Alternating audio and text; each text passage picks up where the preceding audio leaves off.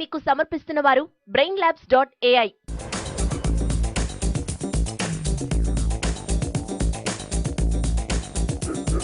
TV5 media చరిత్రలోనే మొట్టమొదటిసారిగా ఇటువంటి కార్యక్రమాన్ని brainlabs.ai సంస్థతో కలిసి ప్రారంభిస్తోంది. భవిష్యత్తులో పిల్లలు ఏం చేస్తే బాగుంటుంది, తల్లిదండ్రులు ఆ పిల్లల భవిష్యత్తుని ఏ విధంగా తీర్చిదిద్దితే బాగుంటుంది అనే అంశాల గురించి మాట్లాడబోతున్నారు.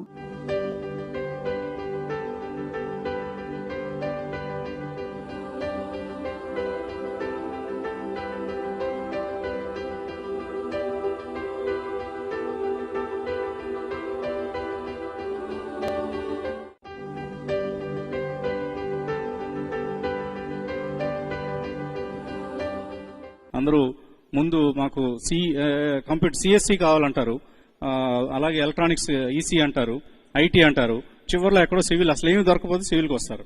సో ఏంటి, ఎందుకు ఈ దుస్థితి సివిల్ ఇంజనీరింగ్ కి? పిల్లలకు ప్రత్యేకంగా చెప్పేదంటే మీకు ఐటీ జాబ్స్ ఈజీ దొరుకుతాయి, కొద్దిగా లుక్రేటివ్ శాలరీ ఉండొచ్చు, కానీ స్టాగ్నేషన్ అయిపోతుంది.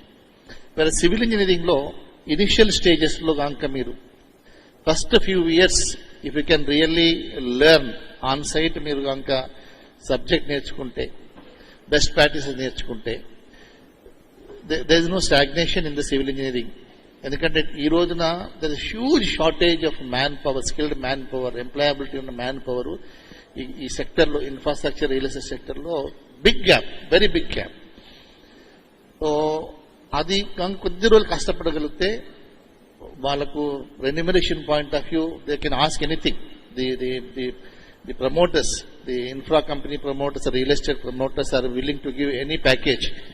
And while future promotions unnai, and Vasant garu, this sector is not only provides employment, this sector also gives an opportunity from a consultant, a postgraduate guy, a graduate guy, or diploma guy, or even technician. After some time, they know the skills, they can become entrepreneurs themselves. That is the beauty of the civil engineering sector.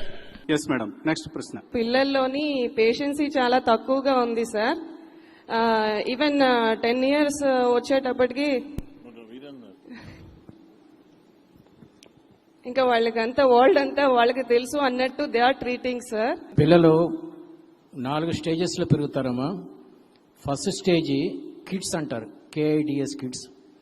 Second is tweenies, అంటే from 7th year to 12th year. తర్వాత teens 13 to 19. తర్వాత adults. మీరు చెప్పేది third stage, I am okay you are not okay stage. నేను బాగున్నాను, నా తల్లిదండ్రులకి ఏం తెలియదు, మైకేల్ జాక్సన్ తెలియదు, సచిన్ తెండూల్కర్ తెలియదు, నా ఫ్రెండ్స్కి చాలా తెలుసు అనే స్టేజ్లో పెరుగుతారు. దీనికి ముందు స్టేజ్లో తల్లిదండ్రులు సరిగ్గా పెంచకపోవడం వల్ల వచ్చే స్టేజ్ ఇది. సెకండ్ స్టేజ్లో వీళ్ళు చాలా ఇన్ఫీరియారిటీ కాంప్లెక్స్తో ఉంటారు. నా ఫ్రెండ్స్కి డబ్బులు ఉన్నాయి, నాకు డబ్బులు లేవు, నా ఫ్రెండ్స్ అందంగా ఉన్నారు, నేను అందంగా లేను. ఆ స్టేజ్లో ఎప్పుడైతే పేరెంట్స్ వీళ్ళకి సరి అయిన మానసికమైన స్థైర్యం ఇవ్వలేదో దే బికమ్ రెబెల్స్. ఫ్రెండ్షిప్పే ప్రేమ అనుకుంటారు. గారాబం వేరు, ప్రేమ వేరండి. గారాబం అంటే పిల్లలకి అన్హెల్దీ థింగ్స్ ఇవ్వటం, ప్రేమ అంటే హెల్దీ థింగ్స్ ఇవ్వటం. ఎప్పుడన్నా సరే పిరమిడ్ పేరెంటింగ్ అంటారు. పిరమిడ్ పేరెంటింగ్ అంటే మీ పిల్లలు 3rd year 4th yearకి వచ్చేసరికి మా వాళ్ళందరూ చెప్పినట్టే ఇన్బిల్ట్ క్వాలిటీస్ చాలా ఉంటాయి. ఒక మ్యూజిక్, ఒక స్పోర్ట్స్, ఒక చదువు, ఇలాంటివన్నీ ఉంటాయండి. 2-3 ప్రవేశం పెట్టాలి. అప్ టు ట్వీనీస్ స్టేజ్ దాటే వరకు 2-3 ప్రవేశం పెట్టిన తర్వాత వాడు దేంట్లో పైకి వస్తాడని తెలిసిపోతుంది. 6 T's పాటించండి పేరెంట్స్, మీ పిల్లలు అద్భుతం చేయగలరు. First tea time. మీ అబ్బాయికి టైం ఇవ్వండి, మీ అమ్మాయికి టైం ఇవ్వండి. నేను బిజీగా ఉన్నాను అనొద్దండి. నేను బిజీగా ఉన్నాను అంటే వాడికి ఆ అమ్మాయి ఇంకో ఫ్రెండ్ తోటి చేయగలుగుతుంది. Never say I'm busy. Second T talk. మీ అబ్బాయి మీతో మాట్లాడడం మానేస్తే మీరు మాట్లాడడం మొదలు పెట్టండి. 13 ఏళ్ళు వచ్చేసరికి అమ్మాయి అమ్మా నాన్నలు కోపంగా ఉన్నారని ఇంకెవరితోటో ఫ్రెండ్షిప్ చేస్తారు.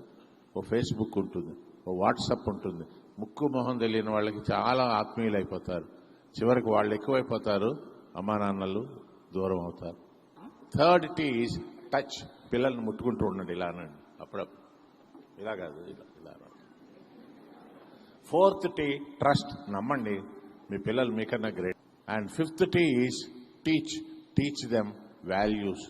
ఈ కొత్తవి నేర్చుకునే ఆలోచనలో వాళ్ళు కొన్ని వాల్యూస్ మర్చిపోతారు. పెద్దవాళ్ళని గౌరవించడం, టీచర్లను గౌరవించడం. And last T is treat. మీ పిల్లల్ని ఫ్రెండ్స్లా ట్రీట్ చేయండి. ఈ బ్రెయిన్ ల్యాబ్స్ హనుమంతరావు గారి హిస్టరీ తెలుసా మీకు? ఈయన గేదెలు కాసుకునేవాడు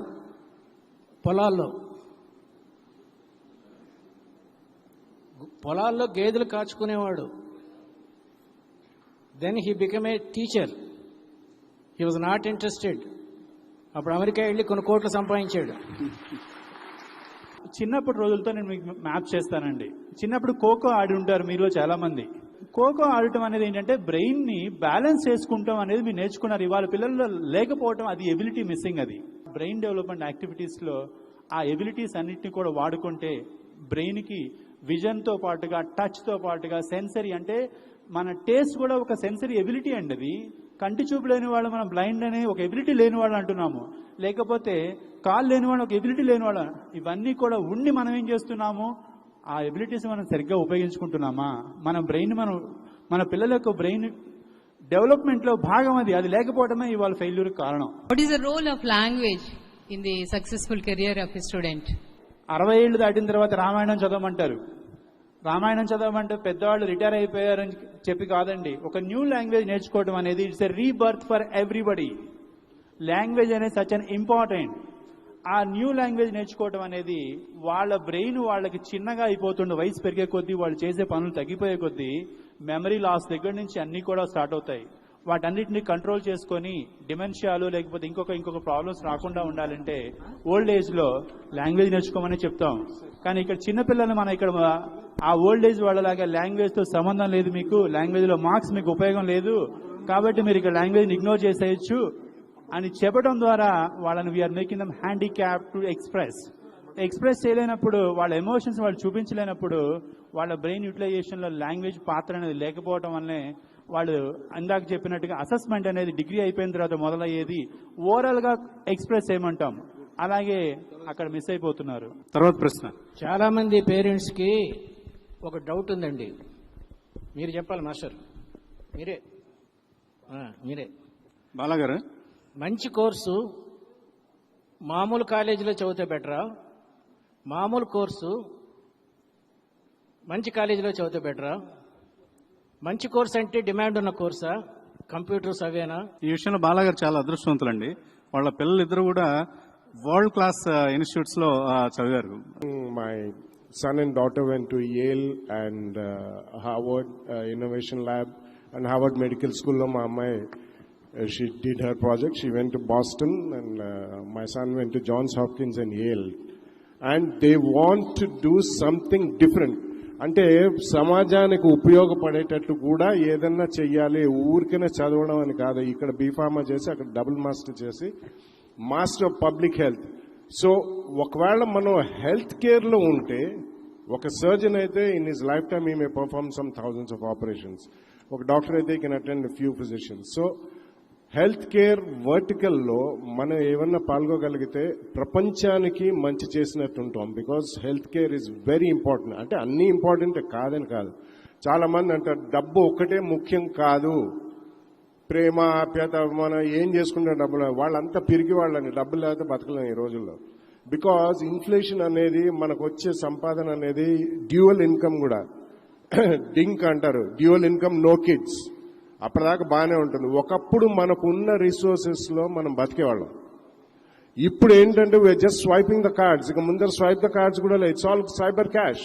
ఓకే, ఈజీ ఈఎంఐస్ అంతే. You eternally we are liable to the credit card company or whatever it is.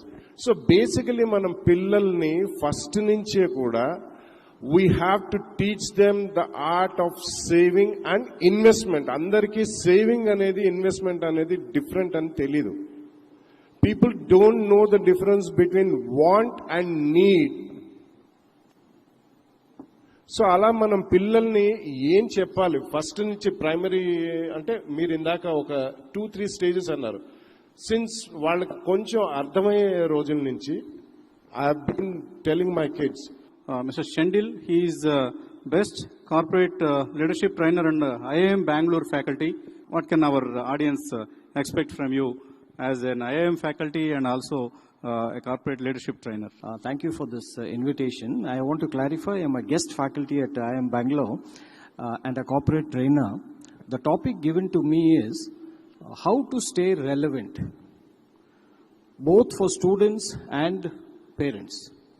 Because the syllabus has gone through a sea change and the way the students behave is becoming very, very different.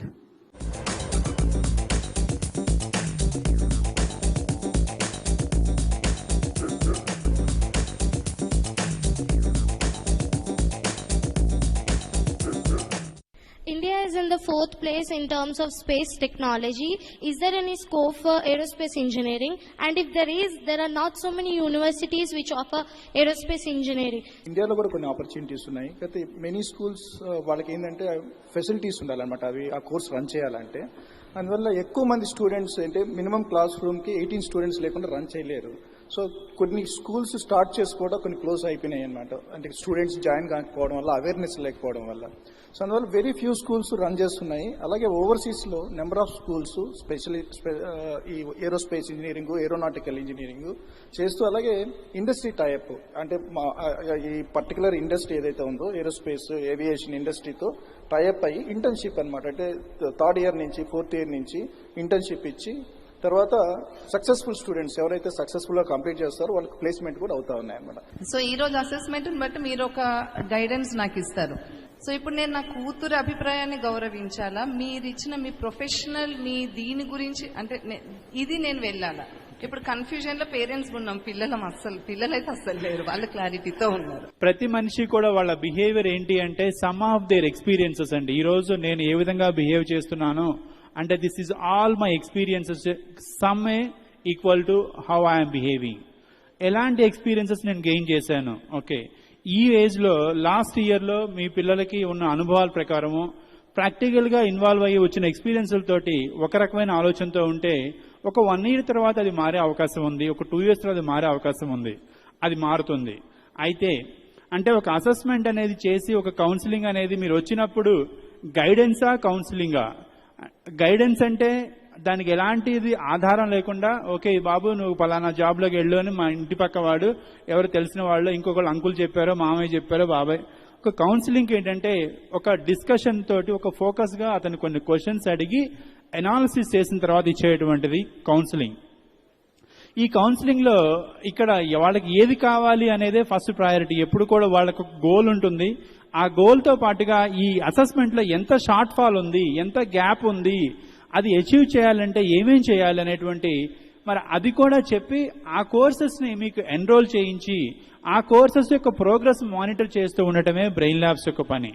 అలాగే మీరు academics లో only bookish knowledge లాగా రోజు marks కోసమే కాకుండా ఎలాంటి activities, ఎలాంటి work shops practice చేస్తే, ఎలాంటి వాటిలో పార్టిసిపేట్ చేస్తే మీ పిల్లలు ఇంకా డెవలప్ అవుతారు, ఎలాంటి వాళ్ళకి ఏ ఇండస్ట్రీస్ లో ఇంట్రెస్ట్ ఉందో ఆ ఇండస్ట్రీస్ అన్నింటినీ కూడా విజిట్స్ తో సహా కనెక్ట్ చేసి మిమ్మల్ని ముందు తీసుకెళ్లే ప్రయత్నమే బ్రెయిన్ ల్యాబ్స్ అండి. I completed my BTech in Electronics and Communication System in 2018. I can't understand how to get success in my core job. Ramakrishna, what kind of guidance can you give her? We will take their CV and will push into the different functions. Okay, so you can provide some opportunity to her. Yes. So glad to know that. చప్పట్లు కొట్టండి రామకృష్ణకి, అమ్మాయికి. Software ఇండస్ట్రీలో కూడా చాలా మందిని mechanical వాళ్ళని, electronics వాళ్ళని తీసుకుంటూ ఉంటారు కదా. సో ఎటువంటి రిక్వైర్మెంట్ ఈ డిసిప్లిన్ వాళ్ళకి ఉంటుంది, ఈసీఈ వాళ్ళకి? మీరు కోర్ ప్రోగ్రామింగే చేయాల్సిన అవసరం ఉండదు. ఐటీ ఇండస్ట్రీలో కూడా చాలా అదర్ రోల్స్ ఉంటాయి. ఇప్పుడు అలా చూస్తే my son also did his ECE in the engineering. నేను కూడా మీ అందరి పేరెంట్స్ లానే ఓకే ఈసీఈ అంటే టాప్ బ్రాంచ్ అదే తీసుకుందాం. అందరూ నన్ను అడిగేవారు, నువ్వేమో ఐటీ ఇండస్ట్రీలో ఉండి ఐటీ బిజినెస్లో ఉండి మీ అబ్బాయిని కంప్యూటర్ సైన్స్ జాయిన్ చేయకుండా ఇదెందుకు జాయిన్ చేసావు అని. యాజ్ అ పేరెంట్ నేను అనుకుండేదాన్ని మల్టిపుల్ ఆప్షన్స్ ఉంటాయి. ఈసీఈ అయితే తన కోర్ సబ్జెక్ట్లోకి వెళ్ళొచ్చు, ఇటు ఐటీలోకి రావచ్చు, ఎటువైపు అయినా వెళ్ళొచ్చు అని చెప్పి. ఇప్పుడు ఇది కోర్ సబ్జెక్టు నేను ఈసీలోనే చేయాలి అన్న నామ్ ఏం లేదమ్మా. మీరు కంప్యూటర్ వైపు కూడా రావచ్చు, ఐటీ వైపు కూడా రావచ్చు. You can also reach out to the companies like me and you will get an opportunity. You will be train for 3 months and you will be taken on to the projects. Ramakrishna ఒక offer, madam కూడా రమ్మంటున్నారు నిన్ను. So you go and meet them, choose your job. Fashion designing career బాయ్స్కి ఎట్లా ఉంటుందండి? తర్వాత mathematics వీలైనంత వరకు అవసరం లేదా ఫ్యాషన్ డిజైనింగ్ కి? You don't require mathematics subject anywhere in fashion designing. You are still eligible to do fashion designing after 10th class also, but you are eligible to go for a diploma program which is a 1 year, or else you can apply for a 2-year PG diploma course. If you want to go for a degree course in fashion designing, although it doesn't require mathematics at all. పిల్లలకి pressure ఉండకూడదని గంపా నాగేశ్వరరావు గారి impact programmes అన్ని కూడా మా అమ్మాయికి చూపెట్టి, లైఫ్లో ఎప్పుడు ప్రెషర్ తీసుకోకూడదమ్మా, ఛాలెంజెస్ వస్తూ ఉంటాయి పోతూ ఉంటాయి, మోటివేట్ చేసుకున్నా. ఆ మోటివేషన్ ఈరోజు ఎంతకు వచ్చిందంటే ఆమె టార్గెట్ పెట్టుకోవటం మర్చిపోయి, ఏదొస్తే అది వస్తుంది నాన్న, నువ్వు వర్రీ కాకు, నేను బతికేస్తా అనేటువంటి స్టేజ్కి వచ్చింది. She accepting everything. అది ఫెయిల్యూర్ కానీ సక్సెస్ కానీ నాట్ ఎట్ ఆల్ కన్సిడరింగ్, అది సీరియస్ గా తీసుకోవట్లేదు లైఫ్ లో. మనం ప్రెషర్ చేసి ప్రెషర్ కుక్కర్ లో పడేస్తా ఉన్నాము, పౌల్ట్రీ ఫామ్ పంపిస్తున్నాం. పౌల్ట్రీ ఫామ్ లో పేరు నేను చెప్పను. సో వాళ్ళ సృజనశీలత సృజనాత్మక బయట తీసుకురావాలంటే we should encourage as per age wise. Up to 5 years వరకు పిల్లలను ఒక రకంగా పెంచాలి, 5 to 13 ఒక రకంగా పెంచాలి, 13 to 19 వరకు పెంచాలి. వీళ్ళ లోపల కెపాసిటీ ఉంది, వీళ్ళ లోపల శక్తి ఉంది. ఆ శక్తిని తీసుకురాంది మనమే. ఒక్కసారి కనుక వాళ్ళని టచ్ చేస్తే అద్భుతాలు సృష్టిస్తారండి. వాళ్ళ లోపల అంత తెలివి ఉంది, అంత నాలెడ్జ్ ఉంది, అంత క్రియేటివిటీ ఉందండి. మనం ఏం చేస్తాము, చిన్నప్పటి నుంచే 10th class వరకు ఒకటే మాట అంటూ ఉంటామండి, చదువు చదువు చదువు చదువు చదువు. 5 లక్షల సార్లు వింటున్నాడు చదువు చదువు అని చెప్పారు, కానీ ఎలా చదువుకోలేవో చెప్పలేదు. ఇక దాని తర్వాత ఇంటర్మీడియట్ జరిపిస్తామండి, అక్కడ చదువు చెప్పారు, రుద్దుతారు. దాని తర్వాత ఏమవుతారో మీకు తెలుసు. ఇంకా ఇప్పుడు నేను చెప్పేది ఏంటంటే, వాళ్ళకు చదువుతో పాటు వేరే నేర్పాల్సింది, చదువు ఏం కావాలో తెలియాలంటే నేను చేసినట్టు చేయండి, నేను చెప్పినట్టు చెప్పండి, ఓకేనా? దాని తర్వాత ఆన్సర్ మీకు ఆటోమేటిక్ వస్తుంది. నా బ్రెయిన్ నేను వాడుకుంటే, నా మైండ్ నేను వాడుకుంటే, నా టైం నేను వాడుకుంటే, నన్ను నేను వాడుకుంటే, నన్ను ఇంకోటి వాడుకుంటాడు. అర్థమైతే గట్టిగా చప్పట్లు కొట్టండి. ఎవరిని వారు వాడుకుంటారో వాళ్ళని ఎంటర్‌ప్రెన్యూర్స్ అంటారు, ఇంకొకరు వాడుకుంటే ఎంప్లాయీస్ అంటారు. ఏమైతారో నాకు తెలియదు, మీరే ఆలోచించుకోండి. ఎవరైనా ఇంటీరియర్ డిజైనర్ కోర్సులో వెళ్ళాలి అని అనుకుంటే ఏం కావాలి వాళ్ళకు? ఉండాల్సిన ప్రీ రిక్విజిట్స్ ఏంటి, ఎటువంటి ఆపర్చునిటీస్ ఉన్నాయి? ఇంటర్మీడియట్ అయిపోయిన తర్వాత ఎలాగైతే ఎంసెట్ రాస్తారో, ఎంసెట్ రాసిన తర్వాత ర్యాంక్ తో పాటు నాటా అనే ఒక ఎగ్జామ్ క్రియేట్ చేసి దాంట్లో drawing related activities, model making, drawing, వీటన్నిటికీ కొంచెం ట్రైనింగ్ తీసుకోవాల్సి వస్తుంది. 3-4 months తీసుకున్న తర్వాత అప్పుడు దాంట్లో పాస్ అయితే that it self shows that you people are creative. And somebody passes exam, the minimum వాళ్ళకు ఉండాల్సిన టాలెంట్ ఉందని దాని బేసిస్ మీద వాళ్ళు ఎగ్జామ్స్ క్లియర్ అయిపోయిన తర్వాత you can get in to architecture as a design subject. I request Narayana గారు, hotel management కూడా ఇప్పుడు అందరూ చాలా మంది ఆసక్తి చూపిస్తారు. ఎటువంటి ఆపర్చునిటీస్ ఈ రంగంలో ఉన్నాయి? Just enlighten us. ఎయిర్లైన్స్ లో జాబ్స్ ఉన్నాయి, క్రూజ్ లైన్స్ లో జాబ్స్ ఉన్నాయి, రిటైల్ సెక్టర్ లో జాబ్స్ ఉన్నాయి. బ్రహ్మాండంగా ఈ రోజు మన దగ్గర మన ఇన్స్టిట్యూట్ పేరు doctor Narayana college of hotel management. Recent గా 15 members యూఎస్ పంపించాం. మంత్లీ మన ఇండియన్ కరెన్సీ ప్రకారం 1,84,000, అంటే అప్రాక్సిమేట్లీ పర్ యానము 24 lakhs. ఎవరికన్నా ఫేమస్ ఇంజనీరింగ్ కాలేజ్ చదివిన స్టూడెంట్స్ కి అంత శాలరీ ఉందా? టాప్ శాలరీ 4 lakhs మన ఇండియన్ కరెన్సీ టాప్ శాలరీ, అంటే per annum 48 lakhs, just 6 hours per day. 48 lakhs మన ఇన్స్టిట్యూట్ నుంచి పంపించాం ఈ జనవరి, ఫిబ్రవరి, మార్చి J1 వేసి మీద. ఈరోజు మన కాలేజ్ చదివిన వాళ్ళు 25 countries లో వెళ్ళి అయ్యారు. డిగ్రీ 3rd year లో ఉండగానే 100% ప్లేస్మెంట్ మన క్యాంపస్ సెంటర్ ద్వారా సెలెక్ట్ చేసి పంపిస్తున్నాం. I'm very much interested in that real estate business. Why don't we have separate degree for that particular thing? ఇప్పుడు MBA లో ఫైనాన్స్, అకౌంటింగ్ ఇట్లా స్పెషలైజేషన్స్ ఉంటాయి కదా సార్, హోటల్ మేనేజ్మెంట్ కానీ ఇలా why don't we have separate subject for real estate thing also? Entrepreneurship as an MBA specialization is available. I'm sure in India many places. US lo naithe almost all universities offer MBA in entrepreneurship and leadership ani. It is a specific course.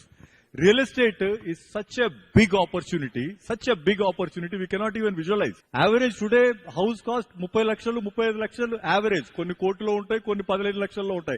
30 lakhshalu, ante you are talking of 15 to 20,000 crore industry per year.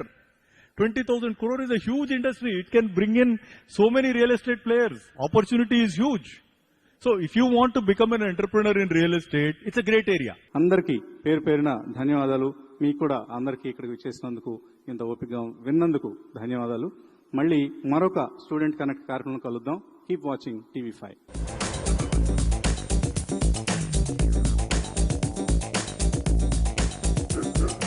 Best career guidance తో పాటు మీ skills assessment కోసం brainlabs.ai site ను తప్పకుండా visit చేయండి.